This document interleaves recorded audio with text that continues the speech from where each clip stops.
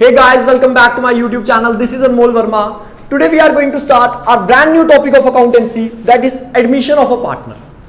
हाँ तो बच्चे, आज हम एक नया चैप्टर स्टार्ट करने जा रहे हैं अकाउंटेंसी पार्ट 1 का, जो कौन सा है, एडमिशन ऑफ अ पार्टनर। सबसे पहले बात कर लेते हैं इसकी वेटेज कितनी है। आई गेस 8 to 10 मार्क्स में ये चैप्टर आता है। इस चैप्टर की जो वेटेज है वो क्या है, 8 to 10 मार्क्स। सीबीएसई के लिए ये 8 to 10 मार्क्स के लिए आता है, और स्टेट बोर्ड की अगर हम बात करें तो कोई ज्यादा बड़ा क्वेश्चन नहीं है, लाइक 6 मार्क्स तक आप इसकी वेटेज आप लगा कर चल सकते हैं। ठीक है, तो सबसे पहले हम बात कर लेते हैं कि एडमिशन ऑफ अ पार्टनर का मतलब क्या होता है। ये मान लीजिए ये राम है, ये श्याम है। राम और श्याम मिलकर एक व्यापार चला रहे थे। राम और श्याम जो है वो मिलकर क्या कर रहे थे, एक व्यापार को चला रहे थे। अब इनके व्यापार में एक नया व्यक्ति आया है, जिसका नाम क्या है, जिसका नाम क्या है, मोहन। इनके व्यापार में एक नया बंदा शामिल हुआ है। ये जो नया व्यक्ति इनके व्यापार में शामिल हो रहा है, इसी चीज को क्या बोला जाता है, एडमिशन ऑफ अ पार्टनर। क्या बोला जाता है, admission of a partner.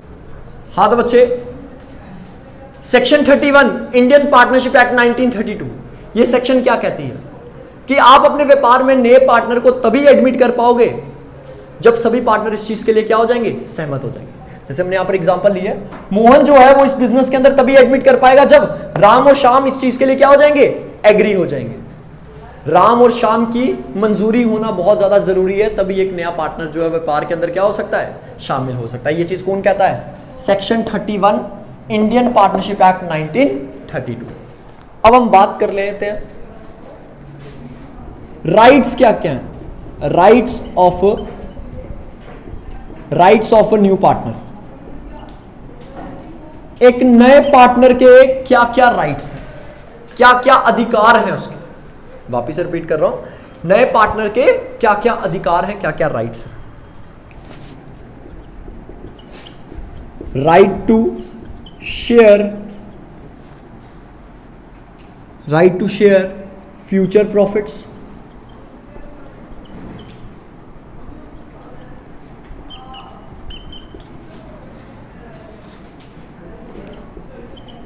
right to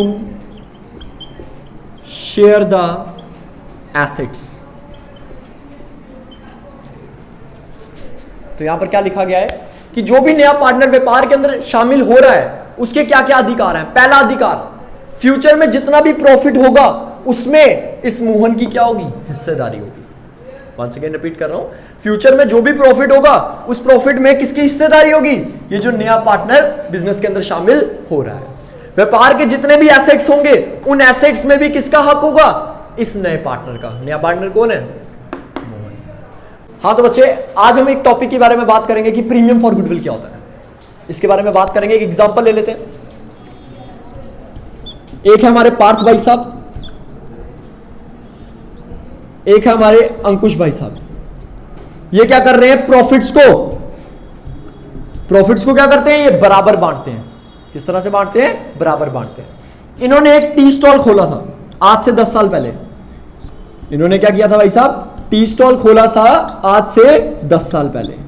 काफी मेहनत के बाद, काफी सालों के बाद इनके बिजनेस की क्या बनी है, एक गुडविल बनी है। क्या बनी है, गुडविल। आज हर व्यक्ति इनके पास चाय पीने जाता है। ठीक है, बहुत व्यापार का नाम बन चुका है। किसके व्यापार का, पार्थ और अंकुश के व्यापार का। आज एक नया पार्टनर है। नया पार्टनर कौन है, पंकज। नया पार्टनर कौन है, पंकज।